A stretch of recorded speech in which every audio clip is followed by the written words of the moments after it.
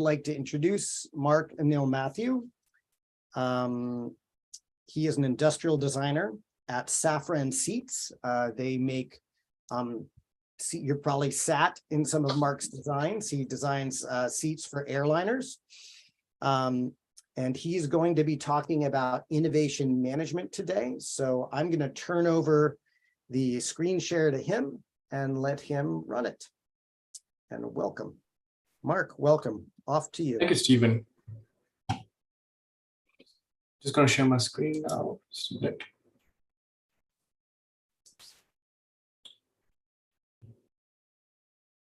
Here. Right, can everybody see my screen? Yes. Okay.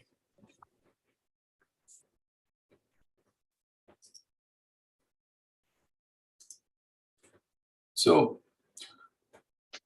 my name is Mark Anil Mathew. I'm an industrial product designer working at Safran Seats. I am seen as I would like to introduce myself as an industrial designer, a futurist, a strategist, an explorer, and a dreamer.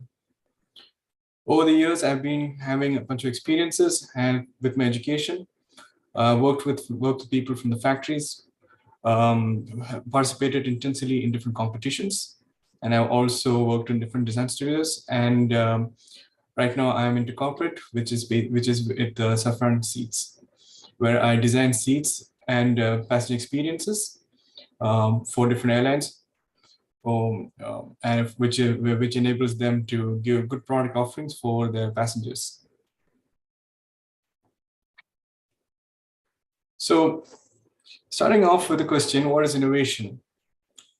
This definition over here, which I've got, it's the action of process of innovating. Innovation is crucial to the continuing success of an organization, new method, idea, or product, etc. It's basically the definition from Google, from its Cambridge, from the Cambridge Dictionary. But is this really innovation, or is it actually invention? Invention is a new idea also, while innovation is a process of creating value from that idea. That's the way I would like to see that. Because if you don't have a differentiation between these two, there's a major gap between the innovation that's perceived and the invention that is actually being inventions that has been realized. So this actually leads to a phenomenon called the innovation gap. And the innovation gap is basically the difference between potential for the innovation and the actual level of innovation within a given society or organization. And as an icebreaker, I would like to start the session with a small activity where we have a pool of different words, which could be either innovation or invention. And the activity is that we basically drag and drop what belongs where. Stephen would share the link, and we'll be able to take this further. Just a second. I'm opening up the chat. Here we go. Here is the mural link that you can go to. And all you're going to do is drag and drop the narrow post-its at the top into whether they're innovation or invention. And Mark, maybe you could repeat what the difference is just to help people. Sure. So innovation would be something that brings value from the invention, and invention would be something that stands alone. Innovation can be something where it creates a new way of doing something from something which already exists.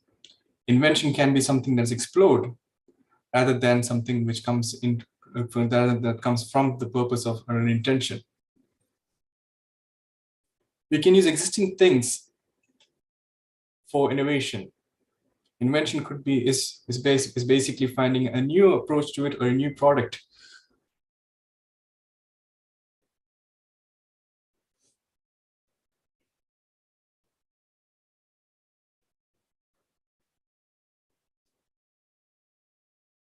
So there will be some of the words over here which could mean both, but one of them will be leaning more towards another.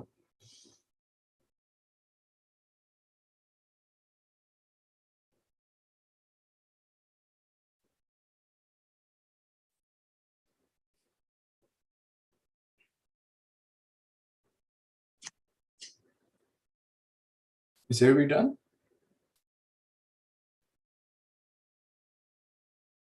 I think so. It looks like everything has been moved down. Can you see it, and do you want to give us any feedback on that? Yeah. Or feedback? So basically, innovation starts with an intention, and when we look at the the mural board over here, we can see that. Mark, can we share the screen? Somebody asked if we could share the mural screen. Do you want me Sure. to do that, or? Yes, please. Okay, just a second.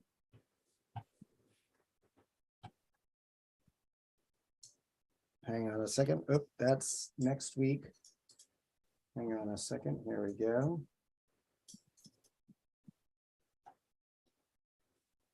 Can everybody see that? My imperfect mural screen. There we go. No, I only see Mark's screen, so Mark needs to stop sharing for a sec. Eric, can you stop sharing?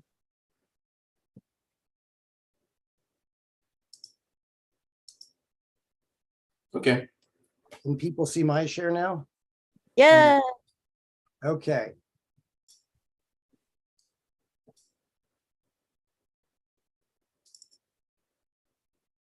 So Mark, any reactions to like why a vacuum cleaner is an invention and not an innovation?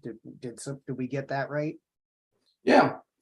So vacuum cleaner is an invention. Airplane is invention. Drones are invention. The internet is an invention. Wind turbines are an invention. Television is invention. Telephones are inventions. Cloud computing, would that be an invention or innovation?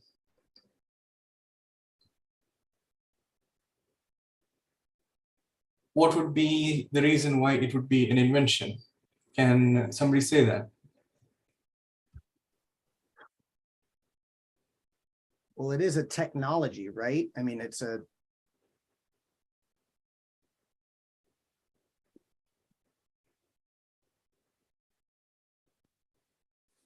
I think that's innovation because many things are built around it. And that's the starting point. Yeah. It's more towards innovation. Connected computing is an invention, but cloud computing is more of an innovation that has basically been utilized into its economy. Okay. So reading How between the about lines. something like predictive analysis?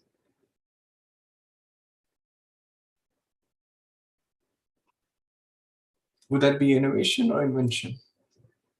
What was that one again? Predictive analysis, you said? Yeah, predictive analysis.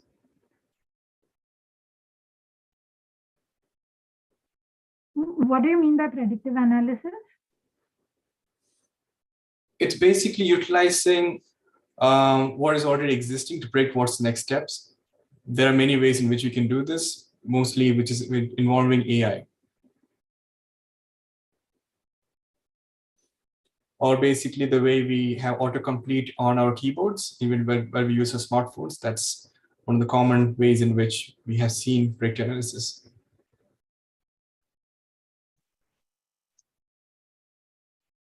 So is it really innovation more about the way, the intent and the way it's managed and marketed?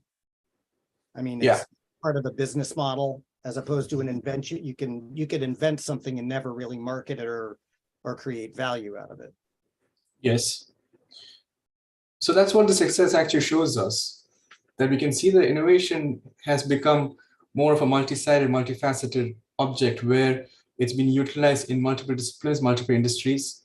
It's connecting things together, while at the same time, inventions can actually exist by themselves, and the intention behind them may just be the necessity for a product to exist in that space. Okay.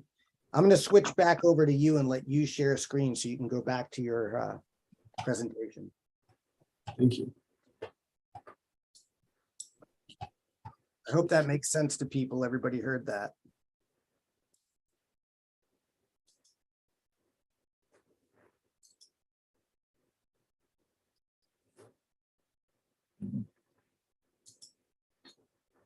Yeah. I just start sharing my screen. Can everybody see the screen? Yes. Yep. All right. So innovation actually starts with an intention. It's not really a discovery or an exploration or something that comes out of necessity. It happens through intention. It happens because something demands it. Something has that there's a real need for it within an ecosystem that is connected between different people, or it's a collective need.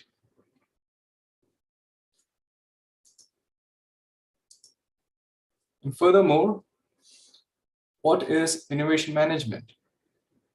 Innovation management can be defined by aligning the intention with value. Because management is all about increasing value through holistic planning and strategy. So what is this value which is locked within innovation? For this, I would like to give an analogy with the help of one of the first innovations that we have created, which would be farming. Farming has led to a lot of different discoveries, a lot of different observations, a lot of different systems. The way we use the land, boundaries, calendars, time, seasons. Nearly all of it were pulled out of farming. So if you were to look at that, and if you were to see how this value is created, we can compare the farmer to a company and the seasons in which the farmer puts the crops as the timing, and different crops are segregated and calculated for a good yield, and this would be the intention, so that the harvest is plentiful. The different resources would be the fertile soil, and to make sure the soil doesn't run out of moisture and other nutrients, the farmers basically are able to put different manures or fertilizers or stuff like that. And the market would correspond to the market itself. Where people see the value in it, they offer wealth, and they're able to have this exchange between value and wealth. So you can see that there's actually a connection between the economic potential between innovation and value. So in other words, innovation actually unlocks economic potential. And over here, we have this box over here where the x-axis corresponds to the technology inventions and novelty of something that comes new to the market, and how the market reacts, or how the intimate it gets to the market, where that's going to be the y-axis.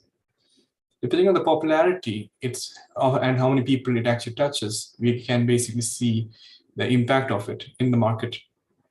And out of this, we have 12 different types of innovation management or innovation that can be put in, that can be categorized. Right now, we are seeing a lot into the entire sector of service design and service innovation, which is more in terms of subscription services and things like that, which is coming from the whole SAS paradigm. We can also see things which are happening with disruptive innovation, which would be the way innovation basically changes the existing market completely. We can, a good example would be Uber and Airbnb. Open innovation would be the way we have different collaborations with existing universities or think tanks, where they experiment on open different subjects. It may not be corresponding to what the market needs at the point of time, but it's a very good indicator of inventiveness. Next, we can also think about radical. What would the difference between radical and disruptive be like? Radical would be the would be a complete upgrade in which we could see a certain activity being carried out, but the nature of the activity does not really change. For example, 5G enabled surgeries where physicians could be remotely working on different surgical appliances from a pretty large distance. But the act of doing a surgery does not really change. So there are many examples from this, and we can see the economic potential being unlocked by innovation, and through mass adoption, it increases of any of these innovations. It can actually create impact, and this would be a breakthrough innovation. Following this, we also see that markets and the economy falls in patterns, and these patterns demands a certain order. What's really interesting in this order is that there's always a pattern following this order, which would be the configuration, the offering of the company, and the experience that it's offering these customers. Understanding the market would be the first step, a key model into key area in which we see a lot of innovation in the way they structure themselves. It is mostly starting with a profit model.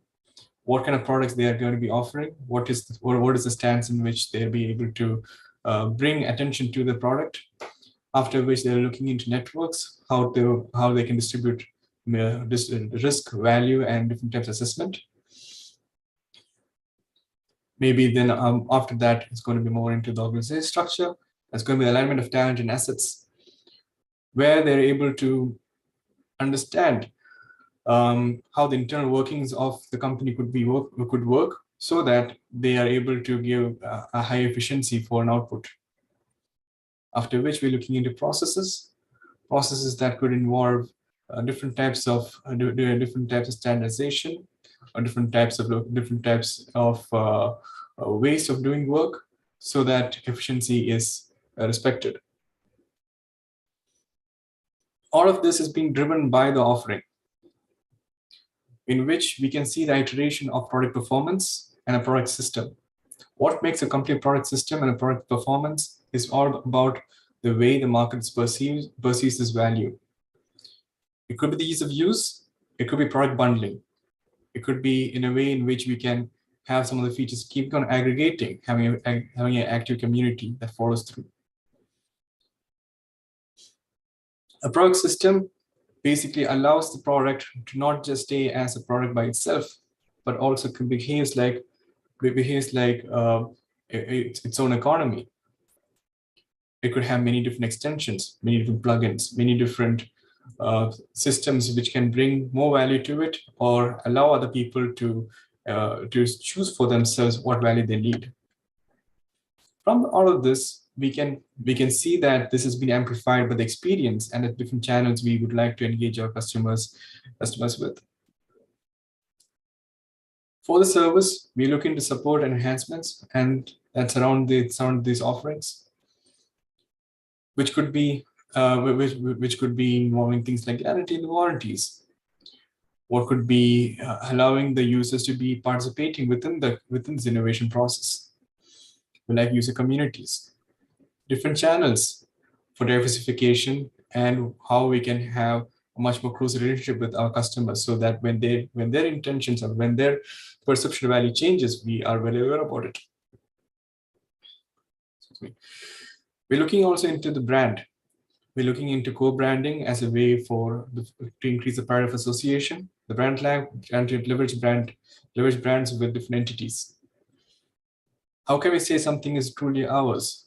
And that could be the extension of the brand and the brand labeling. Looking at different types of engagements over here that could enhance the processes for people. And that's going to be in terms of curation, experience enabling, and personalization. All making the value felt by the customers as their own. So, what does this order really create? It creates jobs or roles. Creates jobs or roles that can fit into different key areas within an innovation ecosystem. At its core, we have the strategy and leadership. Strategy and leadership is responsible for knowing where they are, who they are, and where they want to go and who they want to be. Skills and resources involve people and people understanding exactly how they can enhance their skills and what resources can be acquired to go where they want to go. Process and structures supplement and complement this. And all of this comes together with organizational culture. And roles induce culture. Innovation is seen as a process, but culture may not be a process. Culture is a phenomenon that happens every day of participation and collaboration. Culture will, there are two phases of culture: to bring responsibility and to bring ownership to it. In innovation, the fun stuff would be the tolerance for failure, experimentation, psychological safety, collaboration, flight hierarchy, and learning. Its equally important counterparts for them would be the not so fun stuff, which are no tolerance to incompetence, discipline, honesty and brutal candidness, individual accountability, and rigorous leadership. Where there's learning, there needs to be application. So, Mark, can I ask you a question on that slide? Yeah. How do you balance the tension between those two, right? To allow for that psychological safety and that flat hierarchy so that people can be experimental, but then, not tolerating incompetence. Like what's, that challenge between what's incompetent and what's crazily creative that it, is really challenging, pushing boundaries. That would be the tolerance of risk. Okay. How leadership would actually see this. What is seen as the tolerance for no tolerance for incompetency, and what would be seen as failure. Having them defined out would basically bring bring a much more clearer picture before starting on a journey. Because I know personally from work with clients that I find a lot of clients have a low risk tolerance. They're very nervous about pushing the envelope on things.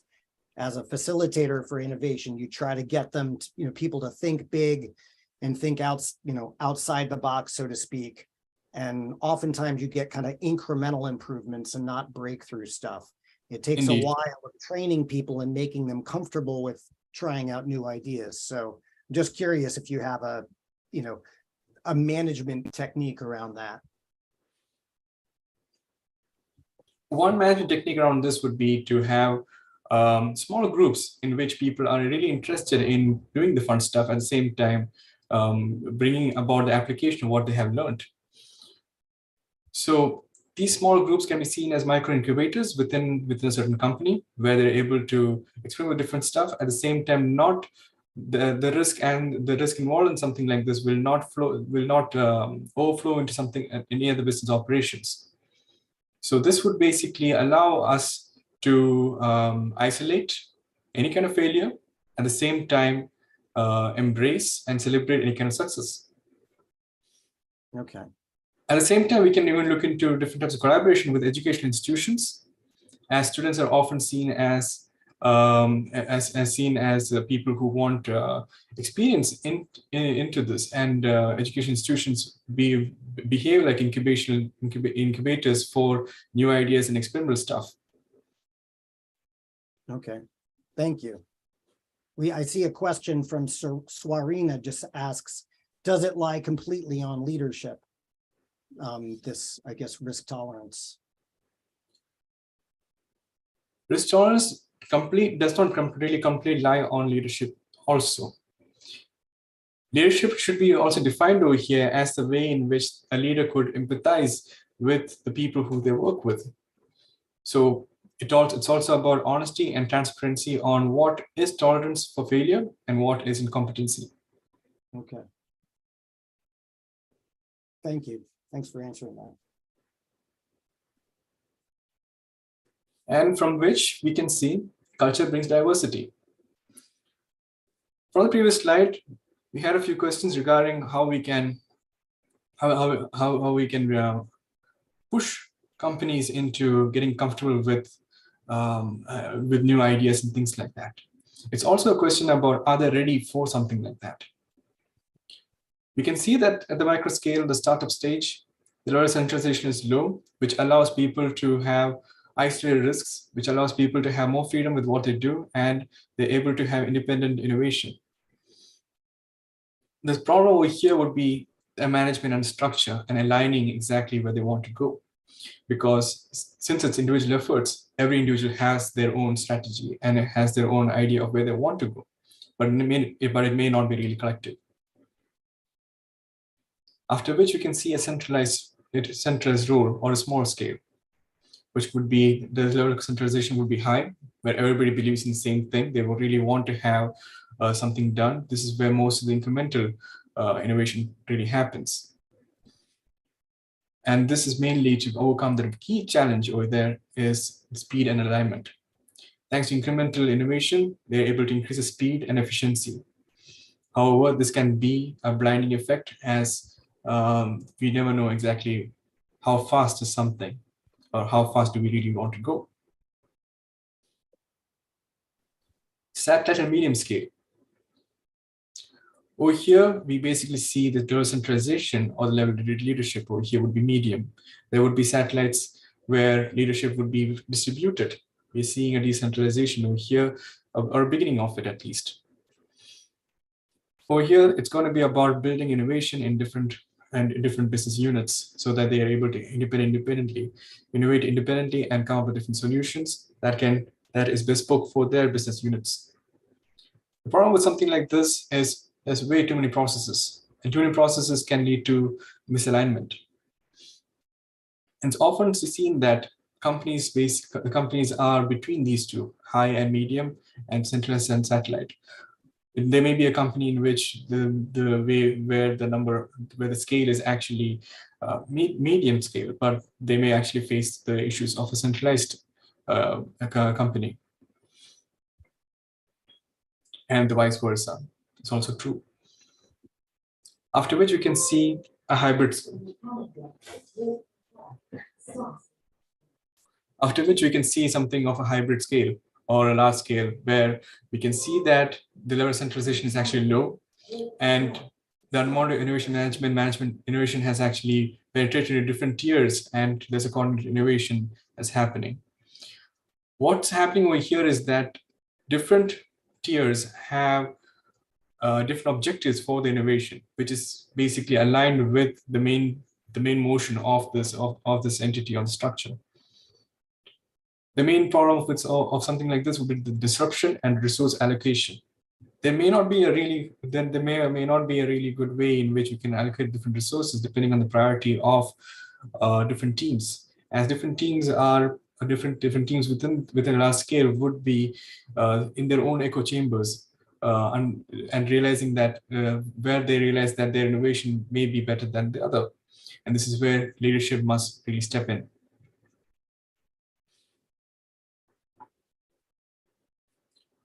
From all of this, it's evident that a strong ecosystem is the core of all of this. A strong ecosystem that is able to support each other, a strong ecosystem that is able to understand the key needs of an innovation, the key benefits of it, and how well it actually aligns with the company's strategy on where it really wants to go. And that needs to be, and with that, different resources needs to be allocated, and the pace of innovation needs to be realized so that we are able to untangle this ecosystem and align them properly. After all, we are in a market where things keep changing.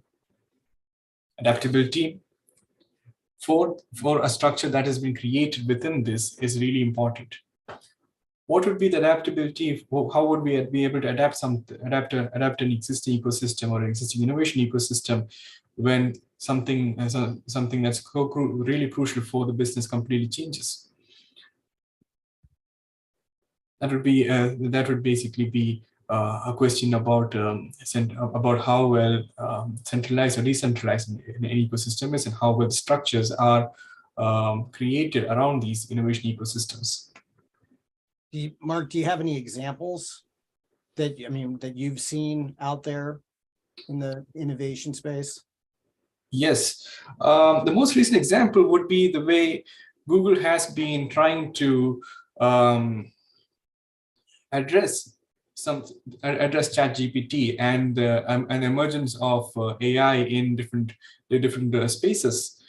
And also another example would be how Bing has basically, Bing, which is from Microsoft, which is their search engine, not as popular as Google, is trying to leverage this to their benefit. Where we can see that because Bing, the Bing team was basically cloud first from Microsoft, and they are able to integrate the systems which are corresponding to utilizing their architecture and infrastructure. They are able to create their own version of ChatGPT right directly into the search bar. At the same time, Google has been into the entire AI ecosystem and innovation ecosystem for a very long time. However, they haven't really expanded into it and allowed people to play with it. And what is really interesting is that Google has more than one or two or even three different AI systems out there, which is actually being actively used by them, but not open for innovation, because they believe that AI needs to be handled with a lot of care, and they will be able to bring about that value.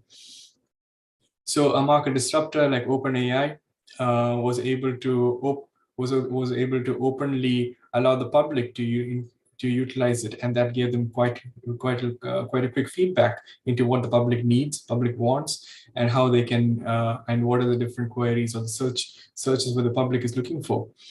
After which they were able to strike the balance between market need and profitability. And lo and behold, Microsoft was able to sweep in and support this infrastructure further, even though they had been patrons of this for quite some time. After which, recently they had the unveiling of the new version of Bing, where we have a chat feature, where we can actually chat with the Bing search engine, and that you can even plan out where you want to go. And in terms of Google, in terms of usability, you can there's a much more contextual usability in Bing that's rather than Google right now. So the question would be, how would Google adapt their ecosystem to counter something like this? And how is Microsoft adapting their ecosystem to leveraging this?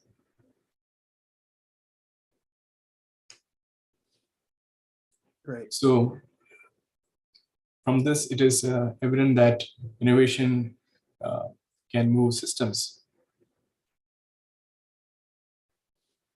So from this, we can understand that innovation is being carried out by all kinds of firms, all kinds of companies, nearly everybody who really wants to go somewhere. But what is innovation when everybody is innovating?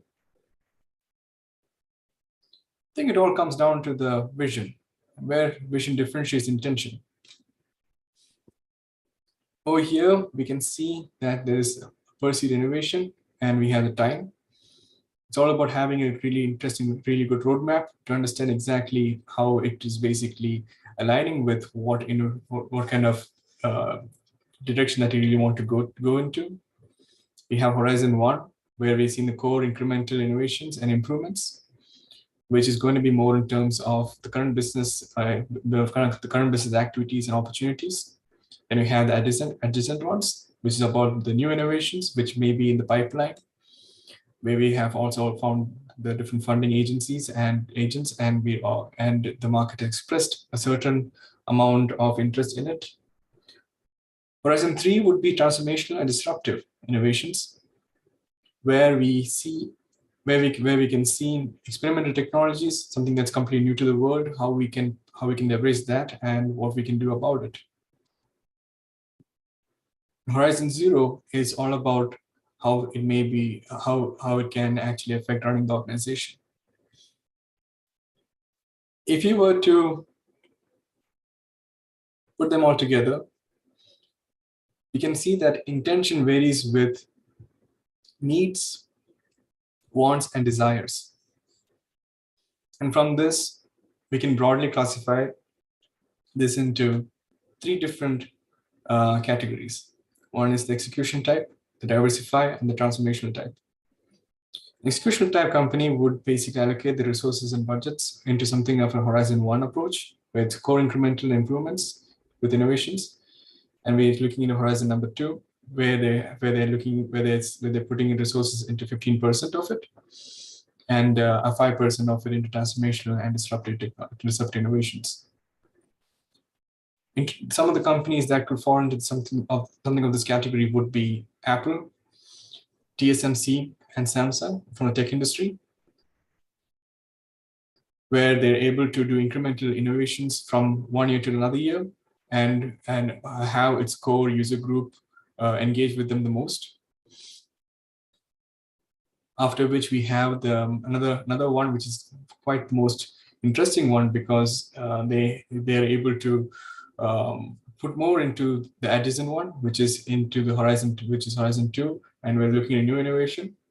Over here, it's really important to understand that the leadership and the way in which they have the vision for Horizon 2 must be really strong, so that they are able to innovate within a space which is very close to something quite risky, at the same time that needs to be realized in the immediate future.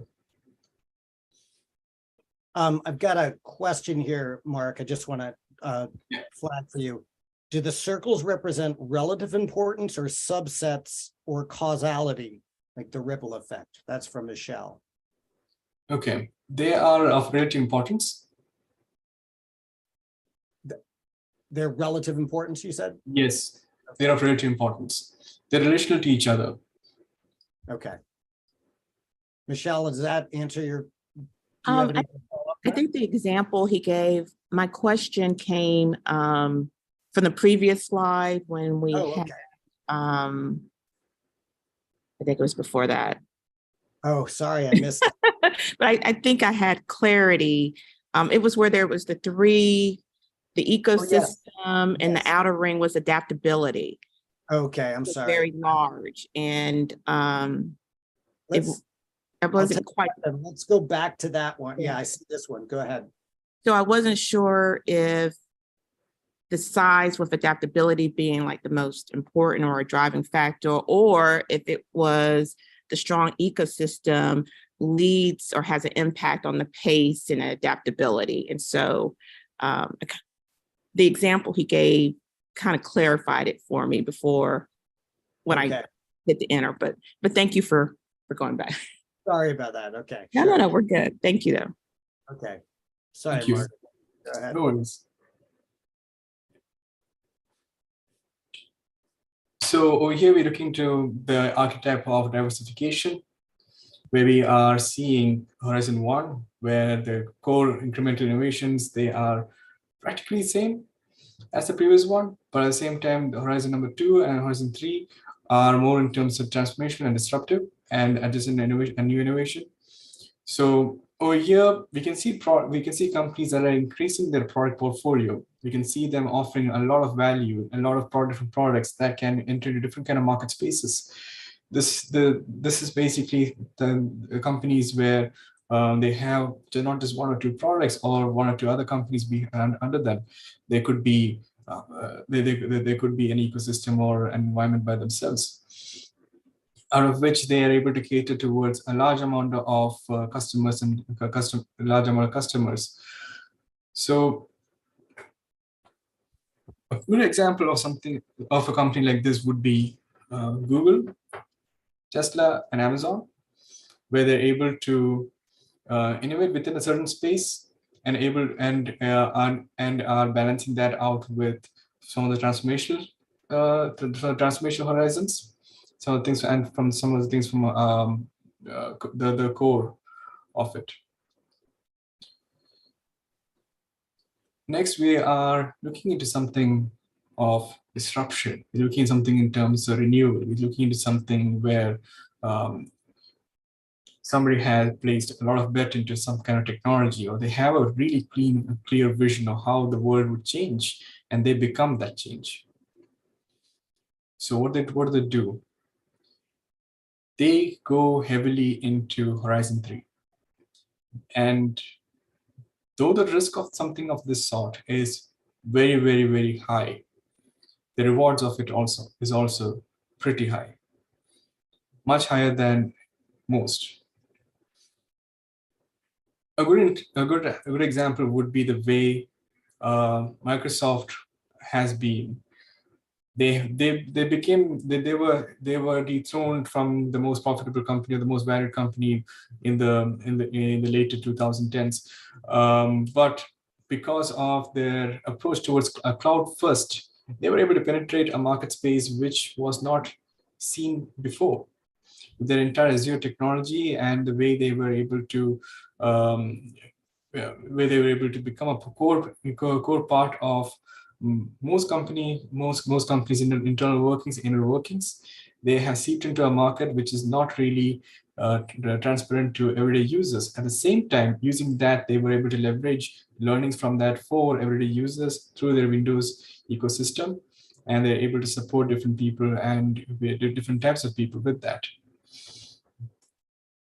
And from all of that, we can see that how it has been, they have renewed their innovation strategy into something which is moving even companies that were very, very well established, like Google, in their own domain space. After which, maybe another company which is quite recently getting all the hype and the news is something like OpenAI. OpenAI has changed the rules in which AI can be used by everyday people, opened up a lot of activity towards making it affordable and becoming part of everyday user experiences. So in the end, it's all about where you are and where do you want to go. So suppose you have a strong existing market and a product. It's all about the execution architect. Or maybe if it's going to be about solid but stagnant, then you have to diversify. Or perhaps another way to go about with this would be transformation. At the end, any kind of innovation will need to be transformed. And this would be basically seen as a kind of a life cycle for any kind of innovation system out there. Okay. And it all comes down to the stronger the intention, the clearer the vision. And this needs to be, this is basically one of the key takeaways of today's presentation that I would like to leave you with.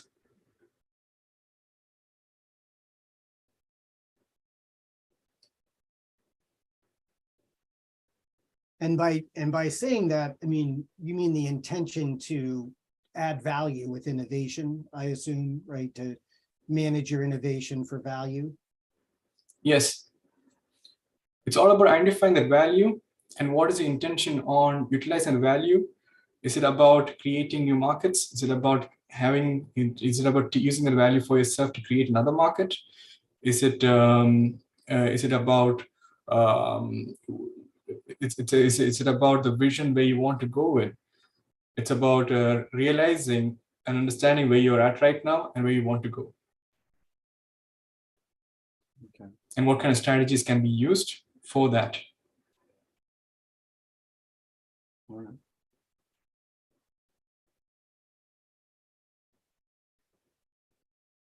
Are you, Mark, are we ready for some Q&A? Yes, definitely. Let's go.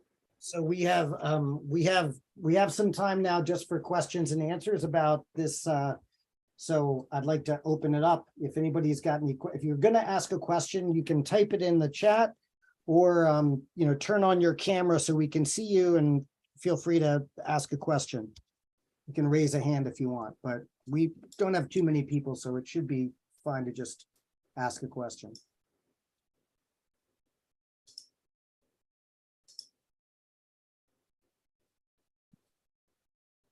Any questions about Mark's presentation? Or comments, illustrations about what he was talking about?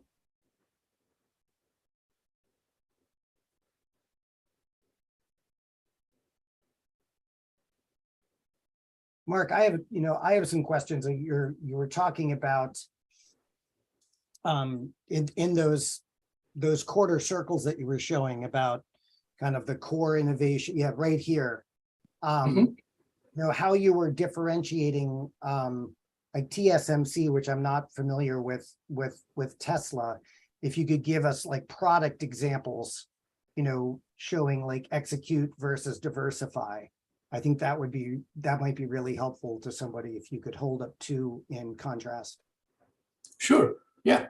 So TSMC is the company basically that makes all the chips for practically everything out here, like the ARM processors and even the things in the smartphone and Apple's M2 chip and everything out there. And the story behind TSMC was actually of disruption in the beginning, where they came across a certain way in which they can reduce the risk in getting defective dies or defective microchips by increasing the lot size for them, and they were able to mass produce microchips and microprocessors at scale. At the same time, they were able to statistically and using probability, they were able to refine these out. However, later on, after getting their core business in place, they did not waver away. They were supporting all types of clients, from Apple to Samsung to anybody out there that uses microchips, and they have become the heart of Taiwan. And so what's happening over there is that the Horizon 1, their core incremental incremental innovation improvements would be the way they are transitioning from a 7-nanometer process to a 5-nanometer process, increasing the able to offer different types of dies and sets to different companies to allow them to realize their products, to allow them to realize how they can utilize TSMC technology to produce the microchips. So, for example, a chip manufacturer like EMD would come to TSMC saying that, here, this is what we want this to be like. Can you help us out with it? So this is this B2B kind of alliance allows them to understand their customers, and that basically allows them to innovate within their space and incrementally increase and bring new kind of and bring a newness within their ecosystem. At the same time, they're able to allocate different types of budgets from different kind of budgets and resources to make sure that they're able to stay ahead of the competition, because their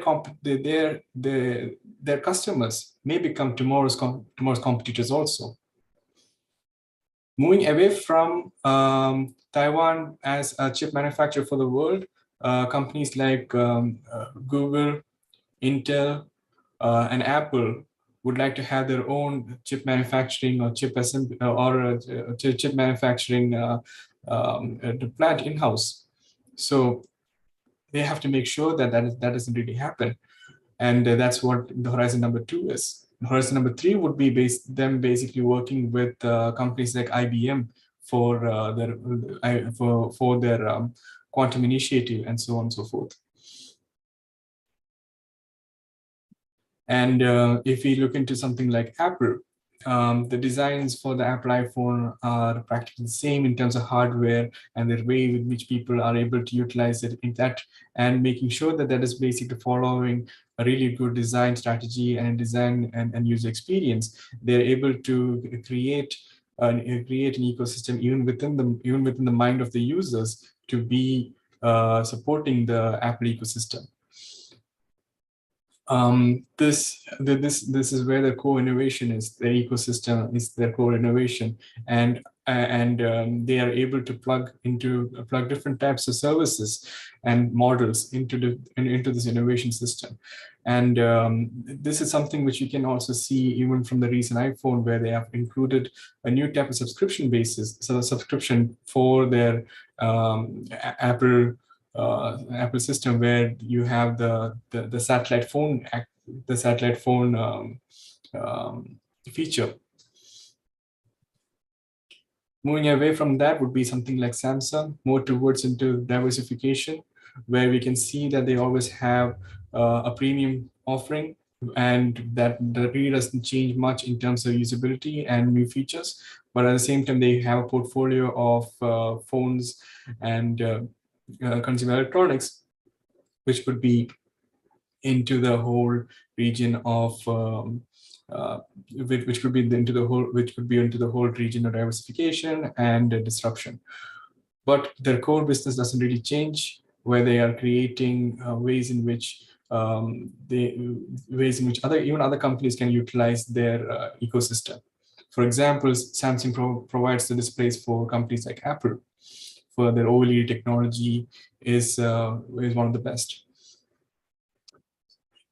So And then, can I pause you for a second? We got a comment from Anil Mathew, which I'm just going to guess maybe has a relation to you. That it's a lot of material, he says, but can I summarize by saying the why is probably the most important question that drives innovation and invention. And Elizabeth asks if is innovation driven by consumer need only, or defined by the user and asking why, identifying their need? You can see that in the chat. so the first question is why is it all because of the why? Yes, it's all about the why, but it's also about understanding where the why is coming from. And addressing that is the most important factor over here, and that is going to give you a much more clearer picture or image of where you want to go and how you can position yourself to go there. Okay, thank you. And the second question is? The second question is innovation driven by consumer need only, or defined by the user and asking why? Identifying their need. Elizabeth, if you want to chime in there, feel free. Yeah, I guess I was just wondering, can you see innovation existing outside of a system that doesn't have like a consumer system? Innovation or have examples of that? Yeah, innovation. I think it's the way you phrase it. It's like most innovation basically has to go into consumer sector. Innovation happens all the time between B2B also. Innovation happens in places where we don't really see much also, so that in the end they're able to offer products to the consumer, or basically offer themselves more value, in which they were able to work or increase efficiency or better enable the use of existing resources. Okay, so it's more about value than necessarily like a monetary commodification of the innovation. Okay, yeah, thanks. All right. Well, Mark, I'd like to stop you now for just a second. For anybody who would like to stick around after the top of the hour, we have what we call our backstage. We turn off the recording. It's kind of just open conversation. You can ask Mark questions. You can share your own stories about innovation or invention and innovation management. But before the top of the hour, I would like to introduce next week's jam. Mark, if you could stop sharing your screen for a second. Yeah. And I'm going to share, hang on just a second. I have to, there we go. All right, can people see my, oh, sorry about that. There we go. Can people see my screen here? Yes. Okay, so I'd like to introduce Warren Yu, who's an entrepreneur. And about a month from now, exactly, we're going to have Warren in a web jam. And Warren, why don't you, I'll hand it over to you to introduce your jam. Sure. It's going to be super intense. It's going to be very quick. It's going to be interactive. I'm going to basically distill 4 days of lecture into 15 minutes and then get you guys on a mural board to work independently as small teams to walk through what's called a polarity map. And what you'll get out of it is you'll not only get the map, but you'll get a complete blank so you can take it with you. And we're going to have a lot of good time and have plenty of time for Q&A afterwards. Great. Thank you. So you can register at the link that's there. I'll actually put that, I'm going to put that link in the yeah, and also some Donna has posted in the chat information for our social media stuff, our LinkedIn page, our Facebook page, our Twitter link, and our Instagram link. And if you have an idea for a web jam, please feel free to link on that.